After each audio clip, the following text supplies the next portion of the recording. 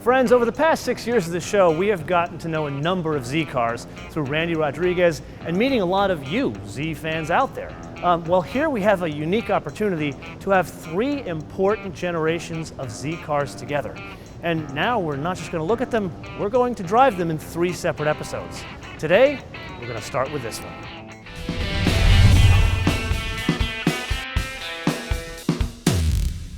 Okay, this is special, but not for the reasons that you think.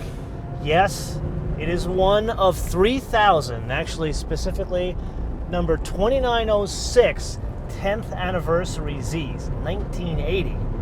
But this one has, are you ready for this? 190 miles on it.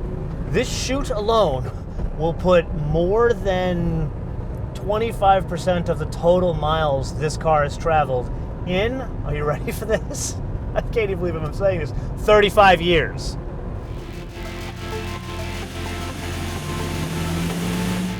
So recently we had an episode where we asked you, is 350 horsepower enough in a Z? Well, let's step back to 1980 and look at this stunning inline six-cylinder engine. I gotta say, yeah, the VQ is all cool and all, but look at how beautiful this inline six is, especially with the finish on the valve cover. I mean, there's something to be said about that. But anyway, I digress. This is 145 horsepower at 5,200 RPM and 144 pound-feet of torque at 4,400 RPM. But put all that aside, what did it really translate to? So back in the day, this best of all Zs was 9.3 seconds to 60. But really, what was interesting here is, here we've got 145 horsepower, but today's day and age, we look at a Corvette Z6, which is a monster, at around 3,300 pounds. This, 2,785 pounds.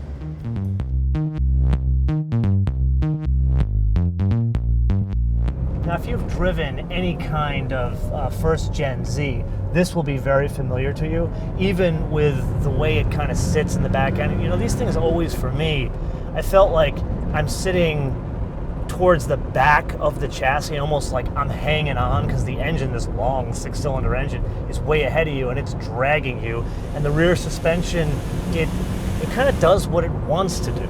Not the stiffest setup, even for the day, not the stiffest setup I've dealt with, but it does allow for a little bit of body roll going through turns. So like we go around through a turn here, and you can decide where you want to plant that rear end, which is kind of nice with these cars. That's why you have so much fun with them.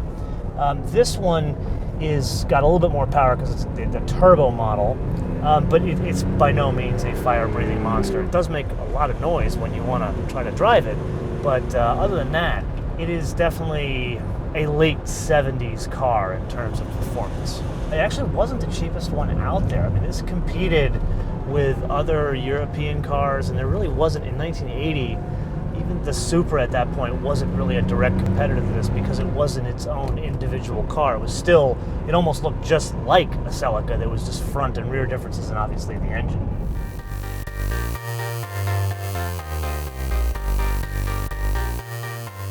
So short of a convertible, a panoramic sunroof is the thing to have in today's day and age.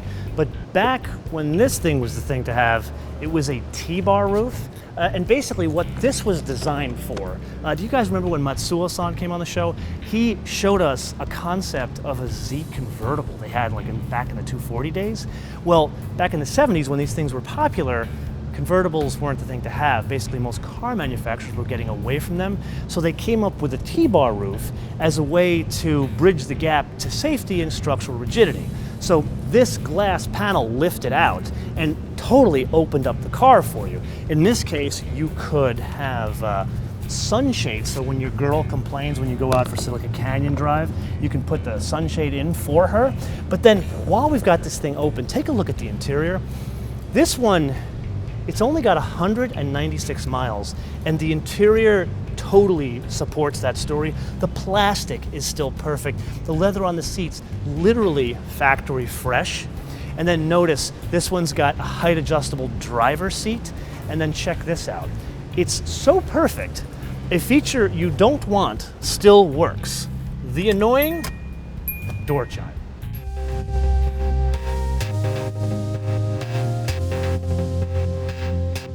So I really wanted to drive this because it really is kind of the last hurrah of the original Z. The general shape is there, the general feeling is there, but yeah, it kind of grew and some of the bits are changed and it's a little bit more luxurious. Like actually this is, for 1980 Japanese car, this car is very luxurious. Leather seats, has a fancy stereo, a Hitachi cassette deck. It even has automatic temperature control. So think about this, in 1980, you could have gotten a Japanese car where you just set the temperature and forget it.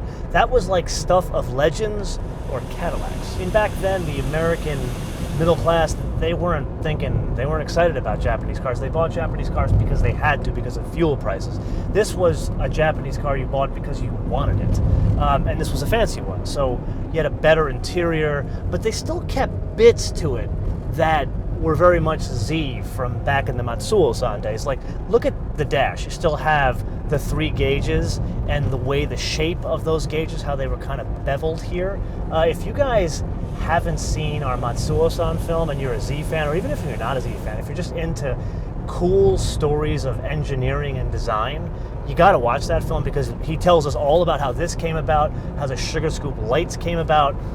Fascinating guy, huge respect for this man. He needs to have more people know about it because he was more than the car designer. He was like, actually in the film we called him, he was the MacGyver of the car world, and very few people know that.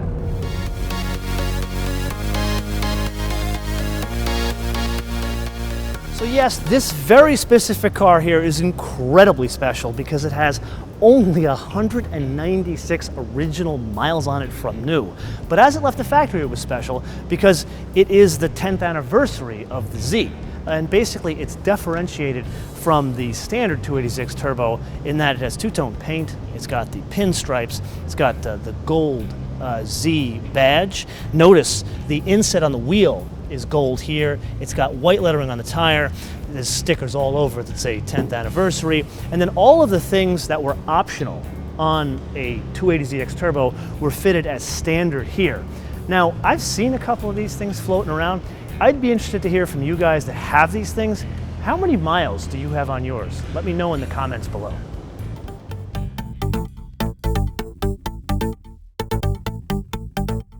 So you and I drive a lot of classic cars on the show, and mainly because I love classic cars, but this is really something special. This is not a car that's worth $1 million, so it's in perfect condition because there's enough money in the value to pay for like a nut and bolt restoration. This, you know, even the nicest Z in the world, the nicest 70Z right now, what is it? $30, $50, $60, $70,000. I mean, the nicest one, those Nissan restored ones from back in 1996. And this I would put in that area. But what's really interesting here is look at the amazing quality of the materials, because this isn't restored. This is as it was from the factory, and even in a garage, there's going to be some rot in a car like this. Not this one, which is a testament to the manufacturing back in the day, the people that cared for it, and frankly, Matsuo's design. So in summary, what do we got? Well, we've got the last and best, depending on who you ask, version of the first generation of Zs. And really, in my experience with this car, well, what did I put? 30 to 50 miles on a 196 mile car. I keep on saying that because I can't believe this car still exists, even with a car manufacturer. It makes me go back to the time when Matsuo-san was dreaming up this car in the late 60s with Datsun of the day. Because yeah, this one's the turbo, it has power, it's a little bit more luxurious, but you still get that basic experience you got back in 1970. Now, I have a question for you guys. Of the first gen car, the 240, the 260, and the 280, which one do you prefer and why? Let me know in the comments below or via our social media, MotoManTV all one word, MotoManTV all one word, Facebook, Twitter, and Instagram. And remember, you need to come back next time because we have some unfinished business to do with this lovely lady. It's like a ball head map light. You can position it anywhere you want. This is when you really need to look at a map, not a screen. Isn't that amazing? Craftsmanship in map lights.